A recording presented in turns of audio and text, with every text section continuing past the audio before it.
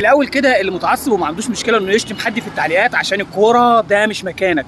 اهوب اهوب بسرعه. احنا هنا اهلاويه وزملكاويه بنحب بعض، نتكلم كوره، ننكش نتنكش، لكن ما نغلطش في بعض. تمام؟ قول تمام. بس انا كاهلاوي انا ضد صفقه امام عاشور. عملت بيها زملكاوي بقى ورحت قلت لواحد انا ضد صفقه امام عاشور. عارف قال لي ايه؟ انت مال امك. ايوه زي ما بقول لك كده. قلت له ازاي ده ضد مبادئ النادي الاهلي؟ قام رادد عليا كلمه واحده كمان وهذكر الست الوالده بافظع الشتايم والاوصاف في امريكا وفي مصر. يعني يشتم رموز النادي الاهلي وتتعاقد معاه؟ فين المبادئ؟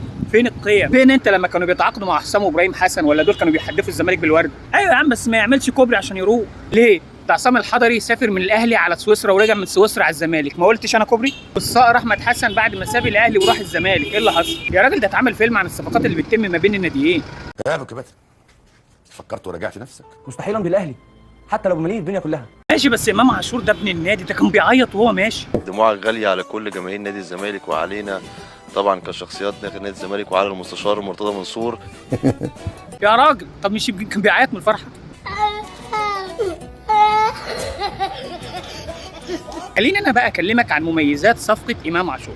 احمد حسن لما ساب الاهلي وراح الزمالك بعدها اعتزل، يعني كان في الاخر. حسام حسن وابراهيم لما راحوا الزمالك بعد الاهلي كانوا تقريبا خلصوا، لكن امام عاشور لسه صغير، وزي ما بيقولوا كده لو عيل وغلط هيتربى بقى من الاول على مبادئ النادي الاهلي. طب لو ما ينفعش هيمشي عادي، الاهلي ما بيطبطبش على حد وانت عارف. كهربا كان تف على رئيس نادي قبل كده وجدد له عادي. كهربا اول ما جه الاهلي عمل شويه مشاكل بسيطه كده ولولا التزامه بعد كده كان الاهلي مشاه. بص هو اللاعب بيدور على بطولات وفلوس، انا معاك ان في ناس بتدور على الفلوس بس اديك شايف حالهم. خليني اكد بس ان انا بجد ضد صفقه امام عاشور. يعني هو مش هيضيف للاهلي كتير، هو لعيب حلو وهيقدم للنادي الاهلي كتير، بس احنا من غيره عادي، يعني الدنيا ماشيه وزي الفل. بلاش.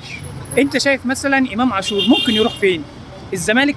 ازاي والزمالك اتوقف قيد لاعيبته بسبب ان الزمالك عليه فلوس في سبورتنج لشبونه اللي كان بيلعب فيه شيكابالا $1.5 مليون، يعني تقريبا 47 مليون جنيه ده لو ما حسبناهمش بالسوق السود. تمام؟